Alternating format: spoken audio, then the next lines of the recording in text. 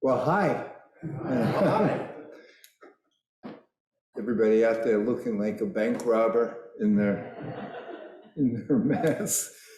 Um, I gave the talk like an hour ago,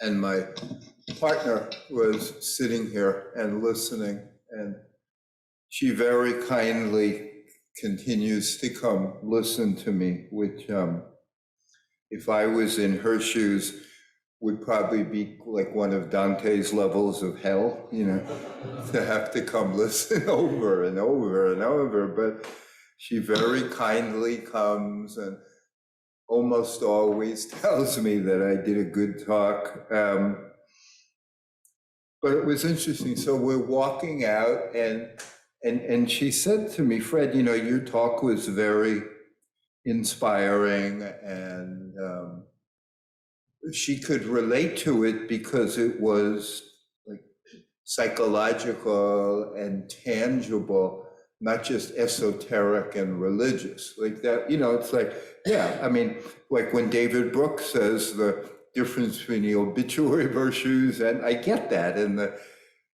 But then we're walking, and she said, but I've heard like lots of inspiring sermons. I just don't change. And like it hit me how true that is for all of us. And what a challenge that is, that we listen, we read, occasionally we pray or meditate, we make vows of some depth, but altering our behavior is very hard. And it was interesting because, I mean, she said it with no guile. Like there was no approbation for herself. I mean, it wasn't like she was saying bad person. It was just that I've heard you talk now lots of times. I haven't changed, It's like, but I was thinking about that obstacle, and I think there are two parts of, I mean, probably multiple parts of it, but let's say in my 15 minutes here, I'll talk about two of them. There were two parts of it that I thought about with what she was referring to. One is habit. We're creatures of habit. There is some evidence that about 40% of what we do, we have no idea we've done it. Like nobody was home, like, your brain was on Mars or whatever. About 40% of your day, you're paying no attention to what you're doing. Just all habit without any conscious contribution.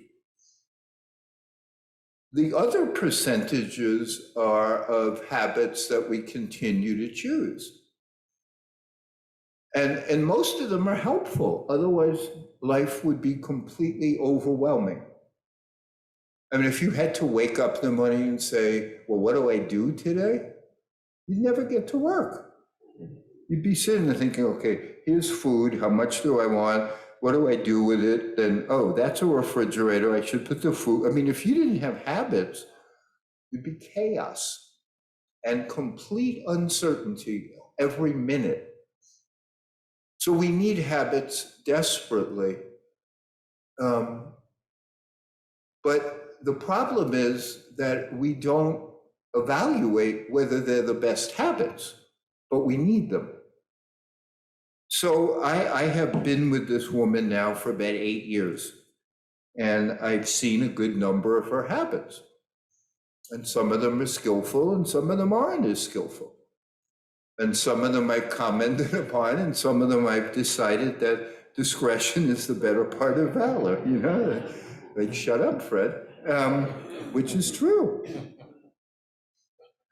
But like one or two of her habits, I've actually nudged her to change through like harassment, begging, more harassment, but whatever, the normal dance. because she became conscious of habits that were interpersonally destructive. But that's out of what, tens of thousands of habits, maybe two have altered. And I'm good at what I do. I'm a professional habit alterer. And I maybe got two in 8 years. So this is hard, the habit piece. The other piece, I think, is more of a spiritual piece. It's like the Hindus, the yoga treatises and the Hindu religions, they refer to the force of Maya, or ignorance. And it exists everywhere.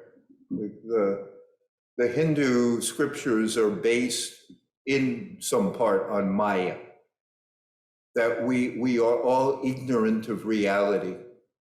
And so that ignorance keeps us stuck and bound. And the ignorance that they talk about is multifaceted, but some of that ignorance is directly spiritual, that we are designed to be beings of love, and that we have more uniting us with other people than separating us. I mean, just ignorance. But I've also read that in the Christian world, like some people refer to Satan as the same thing. That it's ignorance of God, ignorance of truth, ignorance of anything beyond our tiny little conception of life is ignorance. So you got habits and you have like profound ignorance of the way things are. That's a lot to overcome. Like I'm not trying to minimize the difficulty of this, having experienced this myself. I remember I was giving a talk at Spirit Rock, which is in Marin County. And at that point, I had probably had about a 30-year meditation practice. That's more my thing than like an actual religion, but 30-year meditation practice. And Spirit Rock is a Buddhist meditation center. So they had all these like Buddhist meditators sitting there. And some of them were looking mighty fancy as meditators, like dead straight and like, back, everything like this. They look like perfect meditators, but having done it for 30 years, like I know how hard it is. And so I was joking with them when I saw them all sitting there so perfect. I said, boy, you guys look good. But my guess is just like me, after 30 years, you'll say that change is glacial. It's slow. Progress. It's slow. And they all smiled, yeah. Then they went back to their perfect posture. But we're dealing with a lot. And I think my biggest certainly difficulty is not putting enough attention towards my ignorance and not valuing it. The flip side of this is not valuing clarity enough. And so I allow so many other things to obscure my view. So I'll wake up in the morning and I might have a really kind thought or multiple kind thoughts to people, or let's even just refer to the woman I was with here this morning. And I'll have a heartfelt love sense. And then we'll get together and she'll say something out of her habits and I'll respond to my habits, and the love just is gone. I mean, it's not contempt that takes its place, but it ain't love. It's like she goes boo, I go double boo, and there's nothing left except habits and ignorance. And those are the moments in this life, I believe, when we have to choose whether we practice or not.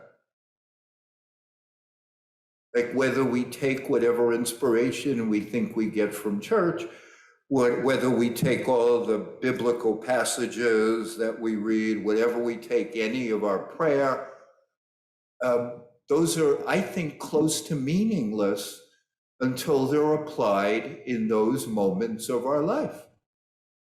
I don't think they mean much separate from that. I mean, they're good, but they're not that much different than watching TV. It depends what you do with it. And I don't think we recognize what's asked of us, both coming to church and having some kind of spiritual path or practice or goal. It's not something that can be accomplished without production during flashpoints. That is the crucial issue for all of us. Do we want to do this? Do we want to pay attention? Are we willing to break some of our habits when needed? Are we willing to lose a little bit of our ignorance? Those are only questions of choice and will. That's all they are. They have nothing else but that. There's no place in the whole drama here where you can get away from your choices and the decisions you make. There's nobody to blame. I mean, there are people to blame for pieces, but there's nobody to blame for the context of our lives. We choose. But it's hard. And you know, as a therapist, we teach people that the flashpoint moments, or where you don't live up to your own expectations, you know, like, again, like I'll wake up and think, oh, what a sweet woman and blah, blah, blah. And then I'll speak to her on the phone and she'll be cranky and I'll be cranky and, you know, vanish. It's those moments that are our practice moments, to try to make manifest whatever inspiration we get. So again, this is wonderful, but if it doesn't lead to behavior when you walk outside, I don't know how meaningful it is. It's all designed, it's a very exquisite training in bringing consciousness to your life. But we have to bring it. Like, it's not enough what Jesus did. I mean, Jesus had a good life. I'm sure God was very pleased with him. But I have to do it. Yeah, and I have to do it when it's not easy.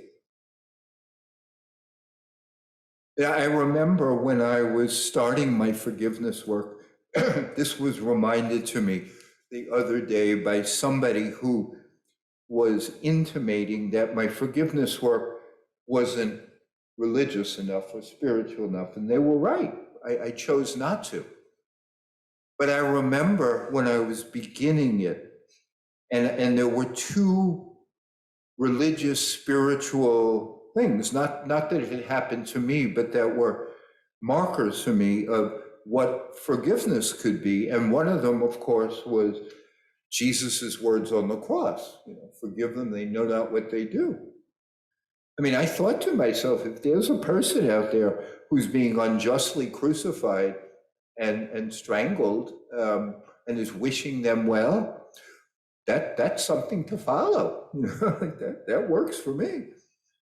But also the Buddhist loving kindness practice, which is, may everyone be happy, not just me. That's one of their forgiveness teachings. May I be happy. May you be happy. May those I have, may everyone be happy. Because my guess is you can't have one without the other. Like, if Jesus was on that cross and he was just worried about Jesus, he's not wishing them well. But in his own way, he had practiced so much loving kindness practice that he wasn't separate from the people harming him. He knew the harm they were doing to themselves. But it took, whatever it took of loving kindness practice was complete in somebody like Jesus. but it doesn't come without practice. You don't just show up. I mean, when you and I have our little tiny crucifixions, we see how un-Jesus-like we are. I watched a tape, a video of a woman minister of a like a esoteric faith, a more Hindu than Christian. And she was talking about, I mean, she's a monastic, but she was talking about how she was driving one day and she was driving to church. So he tried to make herself even more pure. And she was driving to church and somebody cut her off on the freeway. And she found herself pissed and saying and this is a nun talking, so she's not like screaming curses at them, but she found herself saying, "Ooh, the police have to get that guy right now. He did bad." Like that's what she said. And then about 10 seconds later, something came into her soul that said, "This isn't who you want to be. You don't want to be like this, angry." And so she defined that as a flashpoint moment for her. Like, that's how she lives the teaching. You know, it's all great to wish people well until they do something you don't like and then wish them badly. That's, you don't have to come here to do that. And I really am convinced in my like mostly psychotherapist, scientist thing that our habits are crucial. That 60% of our day when we can pay attention, centering prayer, meditation, imagery, they're all designed to help your mind pay attention. So you can see yourself. That's their deep purpose. So you quiet down inside so you can see how you're actually living your life. And then you can choose habits and you can combat ignorance. Without attention, it's impossible. You know, I'm going to stop in a minute, but I want to finish with one more image of ignorance. The Buddhist and the Hindu traditions both have long-standing graveyard meditation practices that they send newbies out to the graveyard and have them meditate on impermanence, that there too will be you, not that long from now. And don't be ignorant. They use that word ignorance around it. Don't be ignorant about this life. So they make them meditate in that graveyard. And the really spooky ones do it at night, which sounds creepy as heck to me.